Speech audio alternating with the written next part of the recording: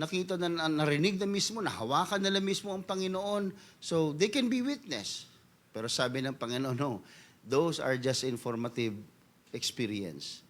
What we need is an experience wherein you really feel and you will say that God is true. Kasi information is not enough. Itong head knowledge, pag pinunong mo ito, yabang ang kapalit nito. Pag ang tao, dumadami ang kaalaman, yumayabang, mga kapatid. Lumalaki ang ulo. Meron naman talaga taong malaking ulo. Kulang naman ng kaalaman. Iba naman yon. Pero may tao talaga, mga kapatid, na kung saan, pag dumadami ang kaalaman, yumayabang.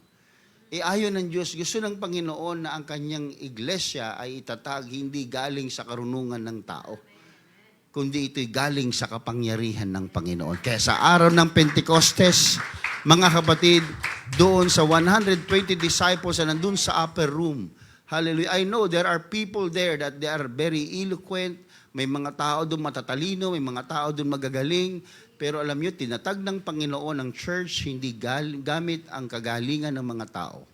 Tinatag ng Panginoon ang simbahan gamit ang kanyang kapangyarihan. Kaya kahit anong runong ng tao, kung yan ay walang kapangyarihan ng Panginoon, mga kapatid, hindi yan ang totoong iglesia ng Panginoon. Everybody say amen. That's why the Pentecost introduced in the New Testament. At Sinai, God wrote His laws on the stone, di ba? Sinulat ng Panginoon ang kanyang utos sa bato. Hindi kay bato, ha? Sa bato. Sa araw naman ng Pentecostes, sinulat ng Panginoon ang kanyang utos sa puso ng tao. That's why sabi ng Jeremiah chapter 31 verse 33, I will put my law in their inward parts. Hindi sa bato isinulat, hindi sa papel isinulat, sabi ng Panginoon, ilalagay ko ang aking utos sa kanilang kaloob-looban. Ayan, I will put my law in their inward parts and write it in their hearts. And I will be their God, and they shall be my people. So that's the katuparan. Yan yung katuparan na sinasabi ni Prophet Jeremiah. Kaya sa araw ng Pentecostes, napuspos sila ng Espiritu Santo, ang sulat, ang utos ay wala na sa bato. Sinulat ng Panginoon sa puso ng tao ang kanyang mga salita. Everybody say amen. Kaya the more that you have the Word of God within you, it's the Spirit of God. That's why the Spirit of God helps us in our infirmities. The one who is interpreting the Word outside the Spirit of God is a false interpretation. Ulitin ko, kahit nagbabasa ka ng Biblia, kung wala namang banal na Espiritu Santo that rightly interpreted the Word of God, maliligaw ka. Kaya may mga tao nagtuturo ng salita ng Diyos, ng Biblia, mga kapatid, pero walang banal na Espiritu Santo. Ano nangyayari? Mapapansin mo sa kanilang katuruan, mga kapatid, they cannot live in accordance to what they teach. But the Bible is clearly telling us, mga kapatid, hindi lamang puro kaalaman ng tao. Ang Panginoon, tinatag niya ang simbahan gamit ang kanyang kapangyarihan. Hindi kapangyarihan ng tao. Kaya may pagkakaiba po ang iglesia ng Diyos at ang pamayanan ng tao. Ang iglesia ng Panginoon, mga kapatid, ito'y pinamumunuan ng banal na Espiritu Santo. Ito'y pinangungunahan ng Panginoon. That's why in the book of Acts chapter 1 verse 8, ito yung pinangako ng Panginoon that you shall receive power after that the Holy Ghost is come upon you. Yung sinasabi niyang Holy Ghost is come upon you, yun yung pinangako doon sa Joel chapter 2 verse 28. Yun yung pinangako doon, mga kapatid, sa lumang tipan, na kung saan sa araw ng Pentecostes darating doon, mga kapatid, yung kapangyarihan. Kaya nung araw ng Pentecostes, dumating yung kapangyarihan, mga kapatid. Pero pansinin nyo, bago pa magkaroon ng Pentecost nung unang panahon, si Pedro na deny niya si Jesus Christ ng 3 beses. Pero pagkatapos ng Pentecostes, mga kapatid, may pagkakaiba. Si Pedro ay nangaral ng may katapangan tungkol kay Jesus Christ, tungkol sa banal na Espiritu Santo. Alam niyo pagkakaiba? Holy Ghost. Kaya yung before Pentecost and after Pentecost, magkaiba po yan. Nung tayo before Pentecost, mga sinungaling. Ngayong before Pentecost, mga sinungaling. After Pentecost, konti na lang. Hindi, wala na, mga kapatid. Because the difference was the Holy Ghost. Katulad ni Pedro, mga kapatid, mapagtanggi siya. Dinatuwa niya ang Panginoon, mga kapatid. Pero pagkatapos na siya'y ma-Holy Ghost, pagkatapos matanggap niya ang kapangyarihan, pagkatapos na ang Pentecost ay nangyari sa buhay niya, anong nangyari, mga kapatid? Pinapangaral niya na yung tinatanggi niya dati, yung pinasisinungalingan niya ngayon, mga kapatid, siya ay witness na ng kapangyarihan ng Panginoong Jesus. That's why Pentecost is very important, mga kapatid. Because Pentecost opened salvation to everyone.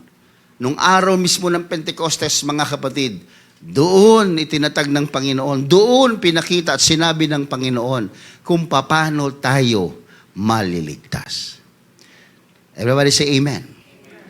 Kaya nung si Pedro nangaral, mga kapatid, sa Acts chapter 2 verse 37, nasaktan ang mga tao. Dahil yung Pedro na tumanggi kay Jesus Christ noon, nung Acts chapter 2 verse 37, nag-iba, mga kapatid, ang tono. Sapagkat si Pedro ay nangaral tungkol kay Jesus Christ. Nangaral siya sa nag-iisang Diyos, mga kapatid. At pagdating sa verse 37, ang mga tao ay nagkaroon ng burden. Sabi nila, now when they heard this, the preaching of Peter, si Pedro, mga kapatid, na dating itinatatwa ang Panginoon, si Pedro ngayon na nangangaral, nung pagkatapos silang marinig ang pangangaral ni Pedro, they were pricked in their heart. Nasaktan ng kanilang mga puso at sinabi nila kay Pedro at sa mga apostol na nandoon, men and brethren, what shall we do? Anong gagawin namin? Anong gagawin namin? Kaya sinabi ni Pedro, mga kapatid, ang daan ng kaligtasan. And in verse 38 it says, then Peter said unto them, repent and be baptized every one of you in the name of Jesus Christ for the remission of your sins. Pero hindi siya nagtapos doon. Sabi niya, pagkatapos niyong magsisi, pagkatapos niyong manampalataya, magsisi at pagbabautismo, sabi niya, hindi natatapos yan dyan. Kailangan niyo rin ng Pentecostes. Kailangan niyo rin na the day of Pentecost ay mangyari sa inyo. And you shall receive the gift of the Holy Ghost, mga kapatid. Kaya ang bawat isa sa atin, mga kapatid, bagamat tayo ay baptized in the name of Jesus Christ, bagamat kayo, mga kapatid, ay sumasampalataya kay Jesus, bagamat kayo, mga kapatid, ay talagang you give all your best in worship, pero kapag hindi ka pa tumatanggap ng banal na Espiritu Santo, yan ay pinangako ng Panginoon, mga kapatid, sa lahat ng laman. I will pour out my Spirit upon all flesh. At kung sa tingin mo, ikaw ay nasa laman pa, ang banal na Espiritu ay para sa iyo din. Hindi lamang para sa iba, hindi lamang para sa nangangaral, hindi lamang para sa ibang mga miyembro. Ang banal na Espiritu Santo ay para sa lahat ng nilalang, para sa lahat ng laman. At yan ay pinangako ng Panginoon sa atin. That's why you need the Pentecost. We need the Pentecost. Everybody say amen. Now let's go back to the question kanina. Why every believer needs the Holy Spirit? Pag pinag-usapan po ang kaligtasan, ang kaligtasan po ay expression ng pag-ibig ng Panginoon sa atin. It is the expression of love and expression of the grace of God towards men. Sa madaling sabi po, ang kaligtasan ay designed ng Diyos.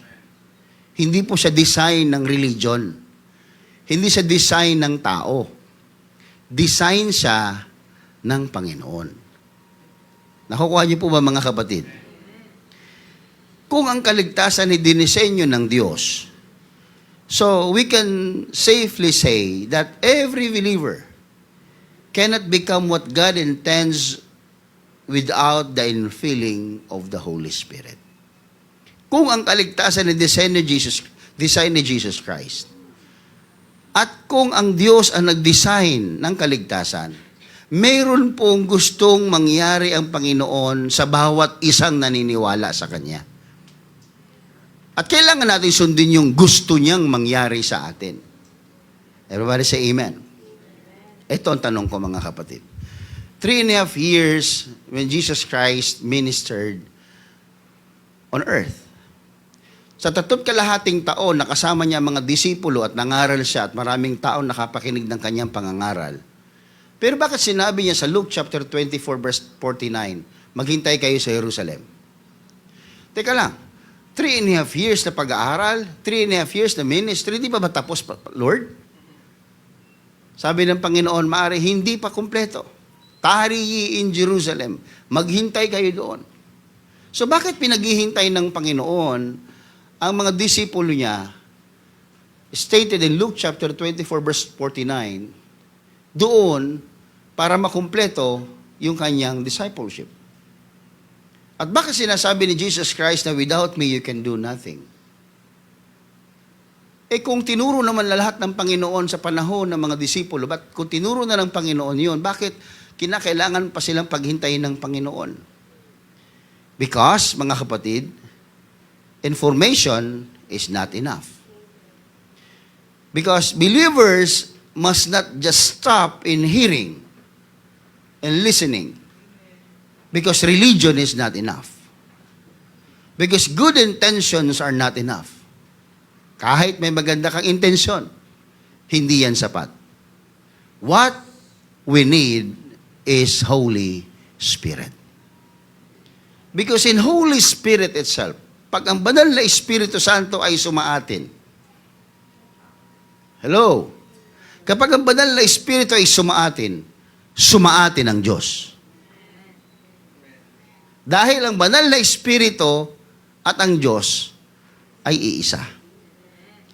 Marami mga tao, mga kapatid, na nakakarinig tungkol sa Holy Spirit, pero alam nyo, iilan lamang sa atin, sa mga nagsisimba, ang nakakaunawa tungkol sa banal na Espiritu Santo.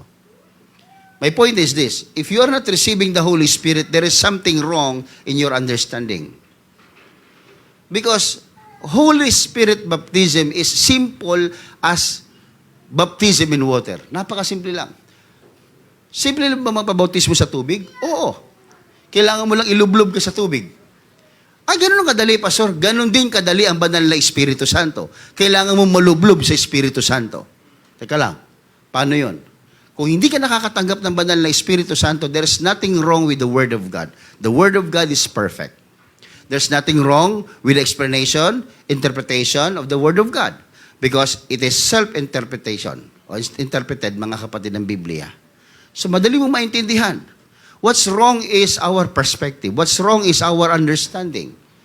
Pag hindi mo naiintindihan kung ano ang banal na Espiritu Santo, sino ang banal na Espiritu Santo, ano ang ginagawa ng banal na Espiritu Santo, bakit mo kailangan ng banal na Espiritu Santo, paano tanggapin ang banal na Espiritu Santo, pag hindi mo naiintindihan itong mga ito, mga kapatid, you will not be receiving the Holy Spirit.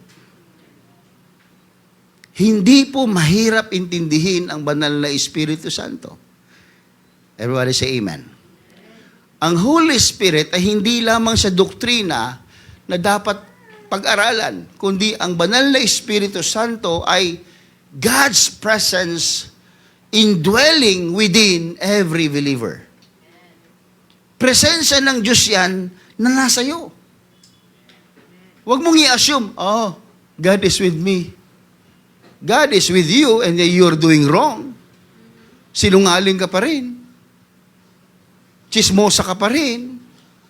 Puno ka pa rin ng bisyo, pero you are claiming that God is with you. Well, people can claim. Many can claim. You can claim. Unbelievers can claim. Kahit di nagsisimba, pwedeng i-claim na ang Panginoon ay nasa kanila. But again, it is different thing when you experience the Holy Spirit itself. Yung Diyos mismo ay sumasa iyo. Hindi mo lang binabasa ang Biblia, kundi yung laman ng Biblia ay sumasa iyo. Hindi lamang tinuturo ang Diyos, kundi ang Diyos ay sumasa iyo.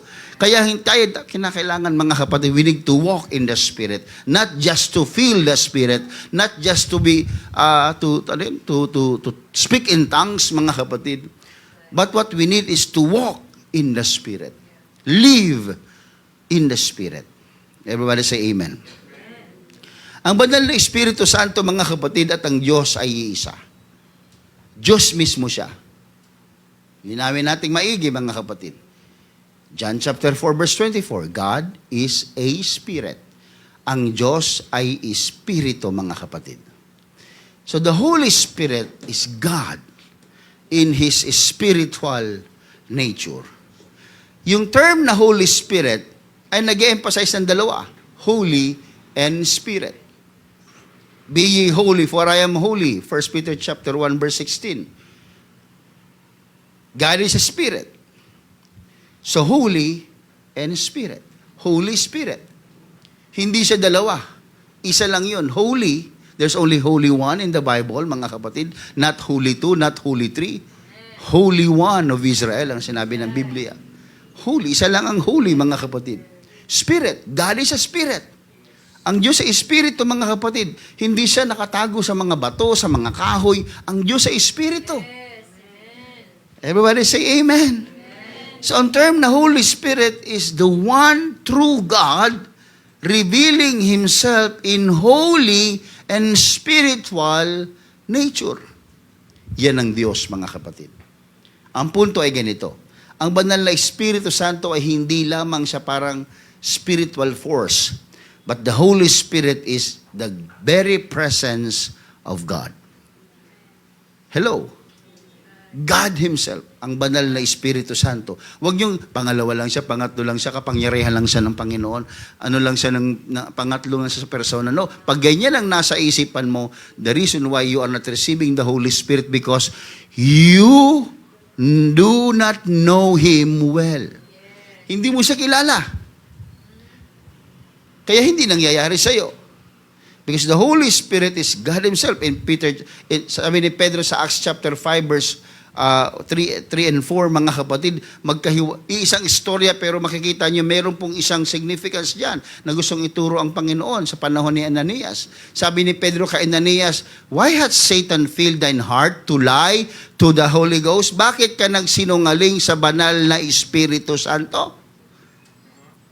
Tignan nyo maigi sabi ni Pedro kay Ananias, bakit ka nagsinungaling sa banal na Espiritu Santo? Pagdating sa verse number 4, anong sabi, mga kapatid? While it remains, was it not thine own, and after it was sold, what is not thine own power? Why thou hast conceived this thing in thine heart? Thou hast not lied unto men, but unto God. Kanina, bakit ka nagsinungaling sa banal na Espiritu? Pero sabi dinugtong ni Apostol Pedro sa verse number 4, bakit ka nagsinungaling sa Diyos? So, ang banal na Espiritu Santo at ang Diyos ay iisa. Nakuha niyo po, mga kapatid. So, ang banal na Espiritu Santo, hindi siya nakahiwalay na Diyos. Ang Espiritu ni Kristo at ang Holy Spirit, hindi rin magkaiba. Hello? Ang Holy Spirit at ang Espiritu ni Kristo ay hindi rin magkaiba. Genesis chapter 1 verse 2, "And the earth was without form and void, and darkness was upon the face of the deep, and the Spirit of God." The Spirit of God moved upon the face of the waters. Yung Espiritu doon ng Diyos ay nandoon sa ibabaw ng tubig. Pagdating ng Romans chapter 8 verse 9, "But you are not in the flesh, but in the Spirit. So if be the Spirit of God dwell in you, now if any man have not the Spirit of Christ, he is none of His." Yung Spirit of God sa Genesis chapter 1 verse 2 at yung Spirit of Christ, mga kapatid, ay iisa. Hindi pwede magkaroon ng dalawang espiritu. Espiritu ng Espiritu Santo at Espiritu ni Kristo. Hindi pwede maging dalawa ang Espiritu Santo. Iisa lamang po ang Espiritu. Yan ay ating Panginoong Jesus, mga kapatid. Everybody say Amen. There is only one Spirit. Ephesians chapter 4, verse 4. There is one body, one Spirit, even as you are called in one hope of your calling. One Lord, one faith, one baptism, one God and Father of all, who is above all and through all and in you all. Inyo, mga kapatid, isa lamang ang Espiritu. Kaya hindi pa pwede mananalangin ako sa Espiritu ni Kristo. Tika lang, kinakalabit ako ng Holy Spirit ng Father. Tika lang, May Father at mayroong Jesus Christ, yung Holy Spirit. Hindi pwedeng ganun, mga kapatid. There is only one Spirit. If the Spirit is talking to you, it is God talking to you. It is the Father talking to you. It is the Son talking to you. There is only one Spirit in the Bible, mga kapatid. Everybody say amen. Yan ang ginagawa nitong banal na Espiritu sa atin, mga kapatid. Yan ang dahilan kung bakit ka naging born again. Kaya sasabihin mo, asan ka nagsisimba? Born again ako eh. Born again ka, pero hindi ka naman nakatanggap ng banal na Espiritu Santo. Paano mo sasabihin born again ka? If you are really born again, pinanganak ka talaga sa Espiritu. Hello? The Holy Spirit, it gives us the birth, the spiritual birth, mga kapatid. It produces a spiritual life. Kaya sabi sa John chapter 3 verse 5, Jesus answered, "Verily, verily, I say unto thee, except a man be born of water and of the Spirit, he cannot enter into the kingdom of God." So wag mong i-claim na ikaw ay born again if you are not receiving the Holy Spirit. Because without the Spirit, pwedeng maging relihiyoso ka. Simba-simba ka na simba. Aga-aga mo simbahan. Nagbibigay ka. Humahayo ka. Pero hanggat wala kang banal na Espiritu Santo, you cannot call yourself a born again.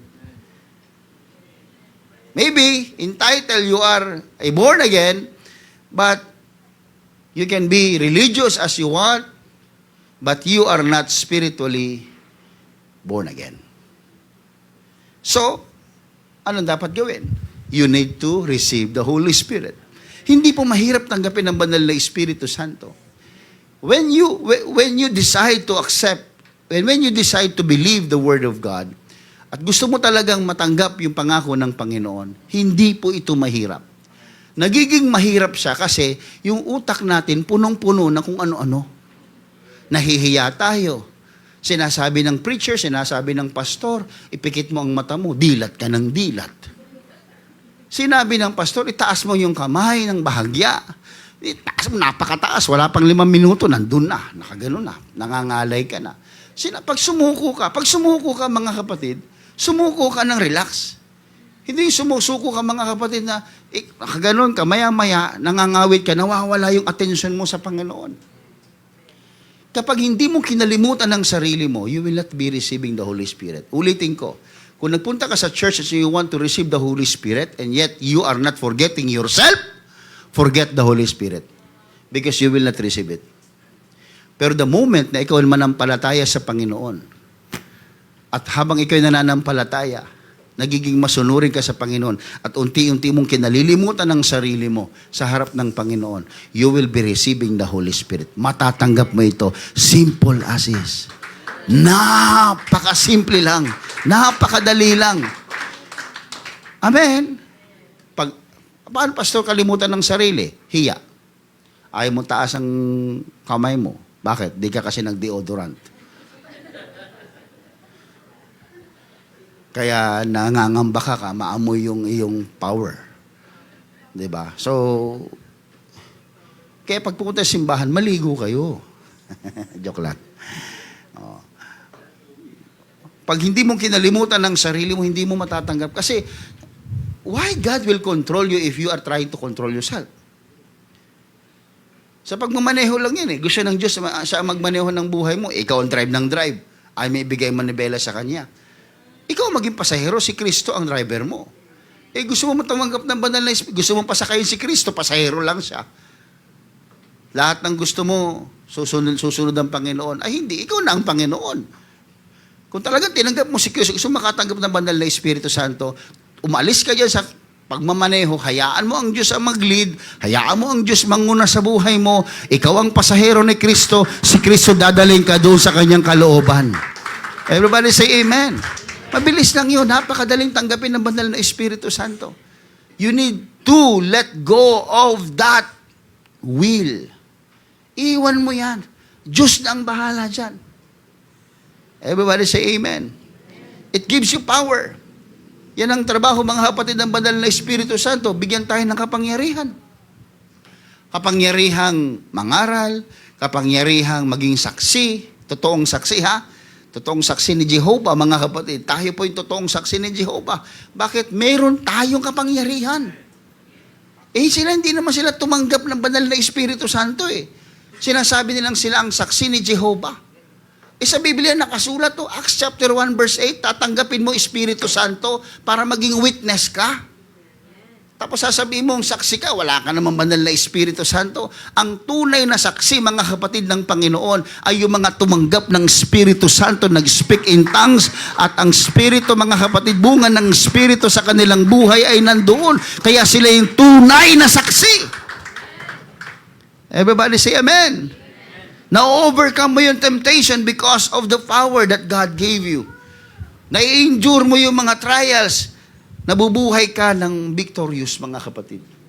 Yan ang trabaho ng banal na Espiritu Santo. And you shall receive power after that the Holy Ghost is come upon you. Kaya ang banal na Espiritu Santo, bukod sa kapangyarihan, ililid ka niya. Kaya ang taong may banal na Espiritu Santo, mga kapatid, napupunta sa tamang daan. Hindi sa dating daan. Napupunta tayo sa tamang daanan na gusto ng Panginoon. Bakit? Sapagkat yung banal na Espiritu Santo sa Romans chapter 8 verse 14, for as many as led by the Spirit of God, they are the sons of God. Ikaw ba, may anak ka, pababayaan mo? Yung anak ng kapitbahay mo, pwede mong iwan sa kalye. Pero yung anak mo, iiwan mo sa kalye? Hindi. Yung anak ng kapitbahay mo o kaibigan mo, maaaring hindi mo pakainin. Pero yung anak mo, hindi mo pakakainin? Pababayaan mo? Ay, hindi. Kaya kung tayo anak ng Diyos, mga kapatid, kapag tayo ay may spirito we are led by the Spirit of God. Why? Because we are sons and daughters of God. Kasi we are being led by the Spirit of God. Pero kung espiritu ng demonyo ang nangunguna sa iyo, puro kasalanan, kasinungalingan, kabarumbaduhan, bisyo, yan ang nasa utak mo, mga kapatid. Hindi ka banalan. Ay, hindi si Kristo. Hindi si Kristo nangunguna sa iyo, kundi yung espiritu ng kaaway. So, hindi ka anak ng Diyos. Everybody say amen. That's the Holy Spirit leading us, mga kapatid. And it also produces Christ-likeness. Kung may banal na espiritu ang isang tao, mga kapatid, ang nakikita mo sa kanya ay bunga ng espiritu. Hindi bunga ng kasalanan, kundi bunga ng espiritu. Ano yung bunga ng espiritu, mga kapatid? Love, joy, peace, long-suffering, gentleness, goodness, faith, meekness, temperance. Yung siyam na yon, yun yung bunga ng Espiritu Santo, yun nakikita sa isang Kristiyano. Kung talagang Holy Spirit filled siya, kung talagang pinangungunahan siya ng Panginoon, mga kapatid, may kapayapaan, may kagalakan. At syempre, mga kapatid, may kabutihan, may pag-ibig. Kaya ang Holy Spirit, it changes us from inside out. Sa loob, binabago tayo hanggang sa labas. Kaya makikita niyo pati sa pananamit, pati sa pananalita, pati sa pag-uugali, binabago tayo ng Panginoon. Maging sa mga gusto at hilig ninyo, binabago ng Panginoon yan. Kung talagang may banal na Espiritu Santo. Pero kung ang nangunguna sa inyo ay kalayawan ng mundo, hello, sorry for the word ha, mga kapatid, yung kalibugan ng mundo, pag yan ang nangunguna sa inyo, I don't think so that the Spirit of God is within you. Kaligtasan, mga kapatid, mga kapatid ng kaligtasan po, mga kapatid, dineclare, mga kapatid ng Bible na ang banal na Espiritu Santo ay kasama po sa kaligtasan. Hindi lamang dahil tinanggap mo si Kristo, nagpabautismo ka, nagsisimba ka na, and yet wala kang banal na Espiritu Santo and you're telling yourself, I am saved, you're just making yourself fool. Niloloko mo ang sarili mo sapagkat sa Biblia nakasulat, mga kapatid, except a man be born of water and of the Spirit, he cannot enter into the kingdom of God.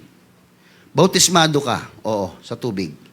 Pero hindi ka baptized sa Espiritu Santo. Wag mong alisin sa formula ang banal na Espiritu Santo. Everybody say amen. Hindi sinabi ng Bible na optional po ang banal na Espiritu Santo. Hindi sinabi ng Bible na recommended ang Espiritu Santo. Hindi sinabi ng Bible, mga kapatid, na it is recommended a man be born of water and of the Spirit. Hindi sinabi ng Bible na it is optional, a man be born of water and of the Spirit. Ang sabi ng Bible, except, maliban, it is a requirement. Gusto mo maligtas? Requirement ang banal na Espiritu Santo. Kaya nga ito, Day of Pentecost ngayon, mga kapatid, ikaw patamlay-tamlay ka dyan. Day of Pentecost ngayon, hindi mo man lang iniisip na ma-renew ka ng banal na Espiritu Santo. Day of Pentecost ngayon, mga kapatid, ang nasa isipan mo, ikaw'y talunan. Ang nasa isipan, nasa puso mo ay walang kwenta, mga kapatid. I tell you, naku, nagkakamali ka, mga kapatid. You better go to the Catholic. Sumausaw ka doon ng 5 beses, mga kapatid. Ilublob mo pa yung ulo mo doon sa holy water nila, mga kapatid. But I will tell you, mga kapatid, ang taong totoong gustong maligtas, hindi tatanggihan ang alok ng Panginoon na pagkapuspos ng Espiritu Santo, sapagkat ang Espiritu Santo ay mismong kapangyarihan ng Diyos at ang Diyos mismo ang siyang nagliligtas sa tao, mga kapatid. You want Holy Spirit? And then sa worship, mga kapatid, iba sa inyo pang conference lang. Diba? Makikipagbunuan doon, makikipagtulakan doon sa general conference. Kasi gusto ng worship, kasi malakas ang sound, kasi maganda ang tugtugan, kasi magagaling ang mga singers, kasi malamig ang lugar. Pero pagdating sa local church, mga kapatid, late. Pagdating sa local church, mga kapatid, hindi nagre-respond. Pentecostal tayo, hindi po tayo Baptist. Hindi tayo Katoliko. Pentecostal church ito, mga kapatid. Ini-expect natin na may tumatakbo, lumulundag, sumisigaw, nag-hallelujah, nagtataas ng kamay, mga kapatid, sapagkat yan po ang totoong Pentecostes. Imagine, mga kapatid, what do you think? In the day of Pentecost, anong mga tao doon? Are they silent? May hymnals ba sila? Hallelujah. Wala. Everybody in the upper room is praying. They're praying. And I can hear the prayers of somebody. Naririnig ko yung panalangin. Ibig sabihin, bukal sila. And then suddenly, there came a sound from heaven. A sound, umuugong, mga kapatid. Yung malakas na ugong na yon, I heard it many times in the church and in the conferences. And even a simple day, mga kapatid, a regular, ordinary day of my life, I can hear that sound when the Holy Ghost is about to fill me. Bago pumasok ang banal na Espiritu Santo sa tao, mga kapatid, those are the signs. Na para bang hindi mo maintindihan, ano ba tong ingay na ito? Ano ba tong hindi ko maintindihan? But suddenly, pagpasok sa iyo, mga kapatid, you feel something that is not ordinary and your tongue is being twisted, mga kapatid, and you are sweating and you are crying, mga kapatid, and you cannot control yourself because the Holy Spirit is the one now controlling yourself. This is an experience that nobody can tell that it is a lie. Wala pong pwedeng magpasinungaling. Experience mo yan eh. Hindi nakaramdam ako. Feeling mo lang yun. Paano yung isa? Feeling niya rin yun. Paano yung 120? Pilingero sila? Paano yung libo-libong tumatanggap naman? Feelings lang din nila yun. Mga kapatid, Holy Spirit is not just an emotional experience. It is God dwelling in the hearts of men. Amen.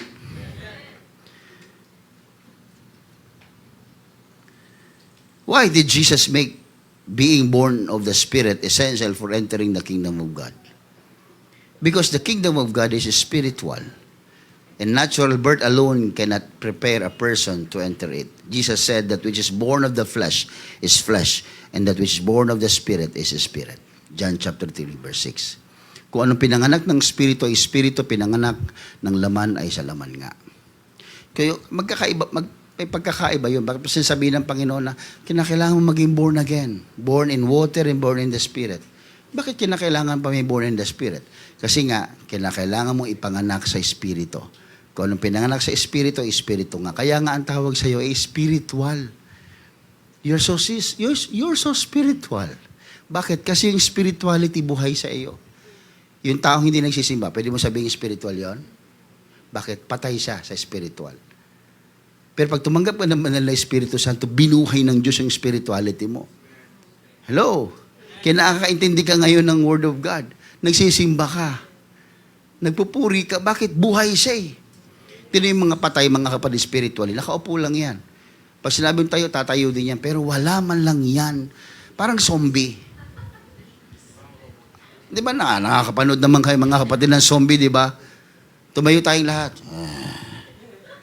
Pumalakpak. Magpuri. Walang buhay yan. Pero sumusunod ang katawan yan. Naku, yung ibig ko sabihin? Humayo. Lumayo pala siya. Walang kwenta-kwenta. Ako mga kapatid, when I first experienced the Lord, there is something that I cannot explain. A kind of joy na hindi ko kayang maipaliwanag. Kahit yung sabi, meron iba mga kapatid talagang very active sila. Talagang yung iba, talagang yung kabataan ko mga kapatid, talagang naglulundagan kami. Kung pwede nga lang backflip eh. Backflip ako, hindi ako marunong nun eh. Pero, because you cannot contain it eh. Sige, kayo nga mga kapatid, pag kayo napaso, ay napaso ako. No. Ay mainit. Sinaing man lang eh. Right! You see, there is a reaction because of the fire, because of the heat.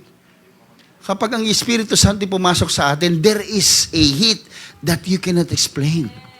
Yung bang habang nagpupuri mga kapatid, yung paa mo hindi mo maipigilan at umiindak. Kahit mabigat ka, nakakatalon ka mga kapatid. Kahit na hindi ka sumasayaw, para napapasayaw ka. Bakit? Bakit yung iba tumatakbo? Emotional. Hindi emotion yun! May init sa loob niya na hindi niya napipigilan at hindi niya kayang ipaliwanag sapagkat ang Panginoon, He is the fire that can consume you. It burns you. Amen. Kaya sa conference, mga kapatid, mga Pentecostal, yun talaga mga Pentecostal. Yung bang nagpupuri, mga kapatid, hindi mapakali talagang kung maluwag lang itong lugar natin, mga kapatid, we can dance, we can run, mga kapatid.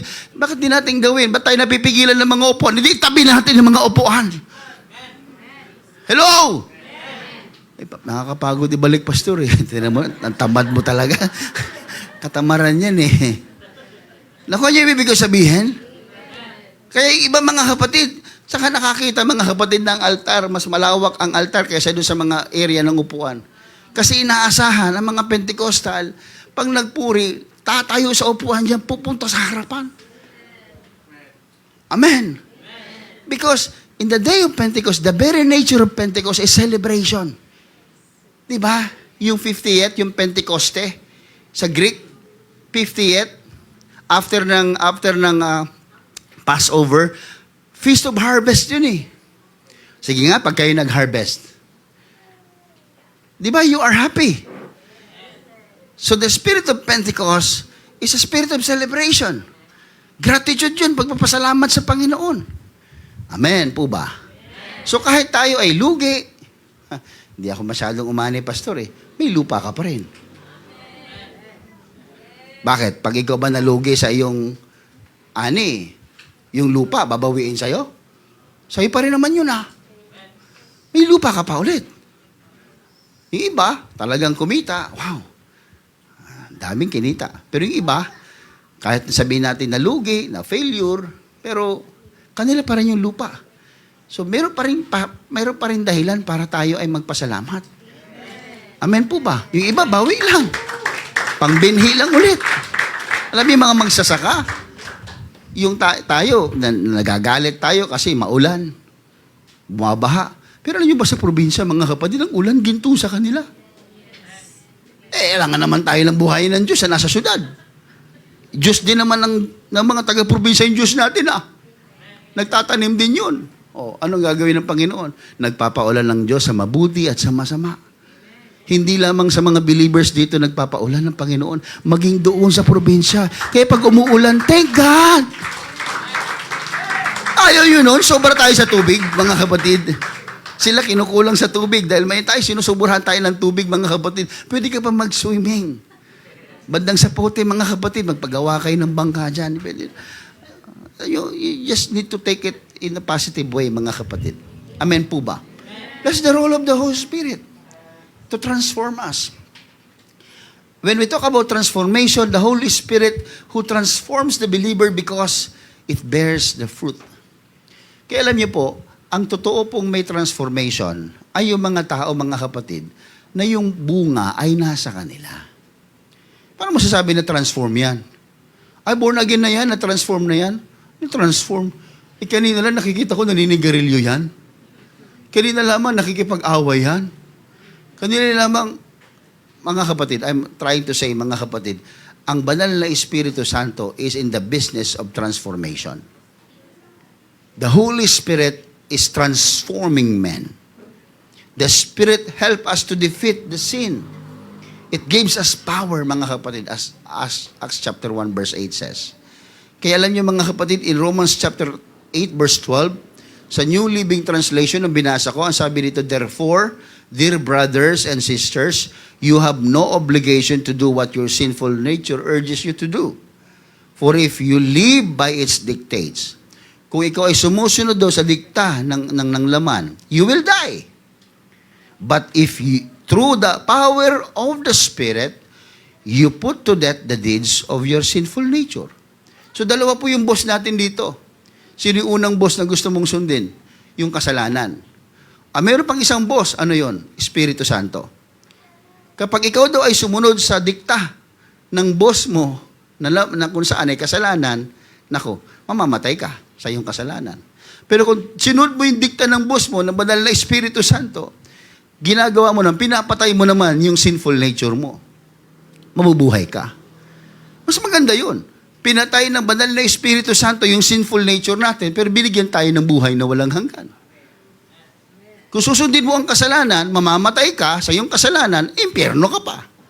Pero kung susundin mo ang banal na Espiritu Santo, mga kapatid, hayaan mo i-transform ka ng Holy Spirit, mga kapatid. Ano mangyayari? Papatayin niya yung sinful nature mo, bibigyan ka pa niya ng buhay na walang hanggan. Wow! Mas gusto ko yun, mga kapatid. Kaya sabi sa verse 14, for all who are led by the Spirit of God are children of God. Anak tayo ng Diyos, mga kapatid. Hello? Hindi tayo anak ng kasalanan. Anak tayo ng Diyos. Kaya sa Diyos tayo susunod. Hayaan natin magpa-transform tayo sa Panginoon sapagkat ang transformation na ito, this is the continuing evidence of salvation. Kaya alam niyo, kapag isang tao ay mabait, hindi ibig sabihin siya mabait, maliligtas. Baligtarin mo. Pag ang tao ligtas, bumabait. Hello? Ang papakabait ako para maligtas ako. Nako, mga kapatid, mayroon talagang likas na taong mabait, pero hindi ligtas. Pero pag binaligtad mo yan, pag niligtas ka ng Diyos, itatransform ka niya. Yung dating ugali mong hindi maganda, pagagandahin ng Diyos, mga kapatid, sapagkat tinatransform ng Diyos ang ating pagkatao. Everybody say amen. Kapangyarihan. Ang Diyos, mga kapatid, ang banal na Espiritu Santo, nagbibigay ng kapangyarihan. The Holy Spirit is for supernatural empowerment. Pentecost is not just an emotional excitement. It is for witnessing actually. Pag binasa mo, mga kapatid, ni Acts chapter 1 verse 8, tungkol ito sa witnessing eh. Tinan nyo. But you shall receive power. You shall receive power. Meron siyang assurance na matatanggap mo. Totoo siya, certain siya, hindi siya kwento. Hindi lang siya suggestion ng pastor, ng Biblia. It is certain. You shall receive. Tatanggapin at tatanggapin mo yan. Ay ayaw tanggapin kasi ayaw mong paniwalaan na matatanggap mo. You shall receive. May certainty. Sigurado siya. After. Yan, yung word na after. After that, the Holy Ghost is come upon you. Ibig sabihin, may completion muna. Ang salvation, ang transformation, ang empowerment, dumarating yan after ng power. After that the Holy Ghost is come upon you. May mga tao nagpapakadulubhasa, nagpapakatalino para magkaroon ng kapangyarihan, nagpapayaman kasi may kapangyarihan. Pero hindi po yun yung kapangyarihan gustong ibigay ng Panginoon. Isang klase ng kapangyarihan na hindi kayang bayaran ng salapi, hindi kayang pantayan ng kayamanan, hindi kayang pantayan ng karunungan ng tao, ang kapangyarihan na nanggagaling sa banal na Espiritu Santo. Hindi ko mamaintindihan, pero may kakaiba sa kapangyarihan ng Panginoon na kahit walang-wala ka na, kahit hindi ka nakapag-aral, kahit wala kang maraming kayamanan, kapag meron kang kapangyarihan na ito na binigay ng Panginoon, may kakaiba na hindi mo kayang ipaliwanag, na may kakaibang kapayapaan at kapangyarihan na nangyayari sa iyo, mga kapatid. You shall receive after. Kaya kailangan mo yung Holy Ghost. Kaya gusto mo ng transformation after that the Holy Ghost is come upon you. Kaya magpakapuspos ka. Anong sumunod? And you shall be witnesses. Witness of God. Witness of His goodness. Witness of His mercy. Witness of His forgiveness, His love. Wow. We are the witness of God. Kaya go out. Kapag may kapangyarihan ka na, kapag napuspos ka ng Espiritu Santo, this is for witnessing. This is for telling people. Kapatid mo, pamilya mo, kaibigan mo, kakilala mo, sabihin mo sila. Wini-witness mo, mga kapatid, that God is good. May kaibigan akong isang Buddhist, mga kapatid. Sabi ko, "Hi, how are you?" Kinamusta ko sa WhatsApp. Sabi niya, "June, I'm good. How about you?" "I am great. My God is great. I feel amazing. I feel good because of my God." Tagal niyang sumagot, mga kapatid. Well, that's good, June. That's a good feeling. I told, no, not just a feeling. This is my experience with my God. Period. Hindi na siya sumagot. Bakit? Ano ngayon kung hindi siya sumagot? Basta yung banal na Espiritu na nasa akin, hindi ko kayang pigilan na isulat doon kung ano ang Diyos ko. Kung anong ginawa ng Diyos ko sa buhay ko. I am a witness of God. Alam niyo, mga kapatid, ang banal na Espiritu Santo, it empowers us. Alam niyo, kung walang banal na Espiritu Santo sa simbahang ito, mga kapatid, marami nang wala dito. Ako mismo, mga kapatid, I will not pursue anymore. Kayo. Kaya may mga ministry dito. Kung wala kayong banal na Espiritu Santo, naku, nangatisod na kayo, nagsilayas na kayo. Wala naman kasing perfect management or organization sa mundo. The only organization I know that is close to perfection is the organization of God. The church. Simbahan. Bakit? Kasi sa simbahan, mga kapatid, kinukorek tayo ng Panginoon.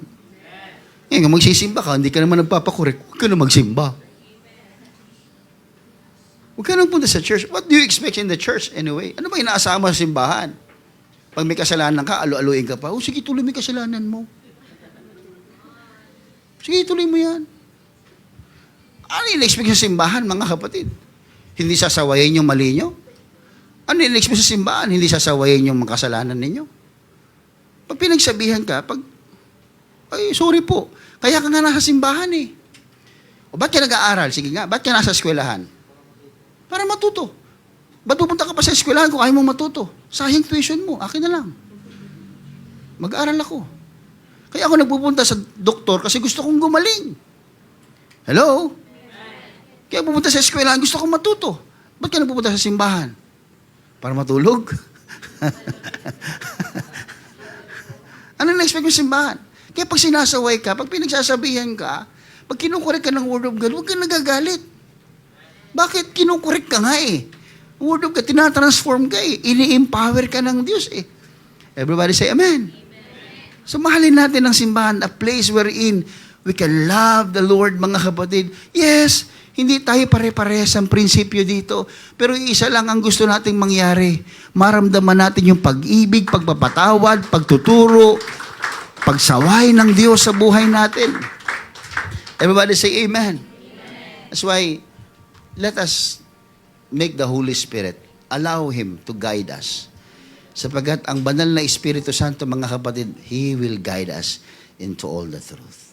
Everybody say Amen. Can we clap our hands to the Lord? That's why in Luke chapter 24, verse 49 says, Behold, I send the promise of my Father upon you.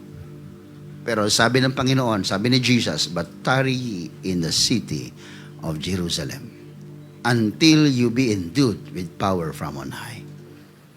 Mga kapatid, inisip ko talaga itong maigi. Sabi ko, wow, they experienced Jesus Christ. Nakasama nila si Jesus Christ. Nahawakan nila, naririnig nila ang boses. Nakita nila mga miracles. Pero sabi ng Panginoon, hindi pa pala tapos ang lahat. Sabi niya, maghintay kayo sa Jerusalem hanggang bumaba sa inyo ang kapangyarihang galing sa taas. Teka lang, Lord, natuto na ako sa iyo pero mayroon pa palang pinaka-final yes. Because information is not enough. Maraming magaling, pero walang banal na Espiritu Santo. Kaya ngayong araw na ito, mga kapatid, if you think that you need transformation, I challenge you today. This is the day of Pentecost. Today is a celebration of Pentecost. It's Pentecost Sunday. And I expect everyone, kabataan, I na-expect ko kayo, na hindi kayo nagsuot ng mga pabebe ninyong damit para ipakita lamang, mga kapatid, sa inyong mga kapatiran how beautiful and how handsome you are. Kahit anong itsura mo, itsura pa rin yan. At least meron ka. Amen. So I expect everyone, kahit mga nanay, no? Huwag kayong, pagod ako sa bahay, pastor ka, dami ko nilaban. Anong gagawin mo dito sa simbahan? Resting place mo lang? No. Inaasahan ko ngayong araw, ngayong Pentecost Sunday, mga kapatid, hallelujah, people are jumping, shouting, celebrating, rejoicing because of the Spirit of God. Yung bang may kakaiba, mga kapatid, na apoy na hindi mo kayang imagine, mga kapatid, yung tatlong Hebreyong lalaki nakikita, mga kapatid, ng hari, parang apat sila nagsasayaw-sayaw doon. Mainit pa rin, mga kapatid. Hindi naman ibig sabihin na yung tatlo hindi nakaramdam ng init eh. Pero yung klase ng init na meron doon sa hurnuhan, doon sa tatlo, yun yung klase ng init na hindi sila nasusunog, mga kapatid. Na hindi nila maintindihan bakit sila parang hindi mapakali sa loob ng hurnuhan, pero hindi sila nasusunog, na hindi nangangamoy sunog ang kanilang katawan. Bakit? Sapagkat ang Panginoon ay kasama nila, may kakaibang kapangyarihan na nandoon, mga kapatid, na sa umiiral sa bawat sumasampalataya sa Panginoon. Come on, let's clap our hands to the Lord. Hallelujah, Jesus. Oh God, we need the Pentecost, Lord. We need the Pentecost, God. Hallelujah. We need the Pentecostal experience once again, Lord. In the name of Jesus. In the name of Jesus. Hallelujah. Hallelujah. Hallelujah. Glory to God. Glory to God. Glory to God.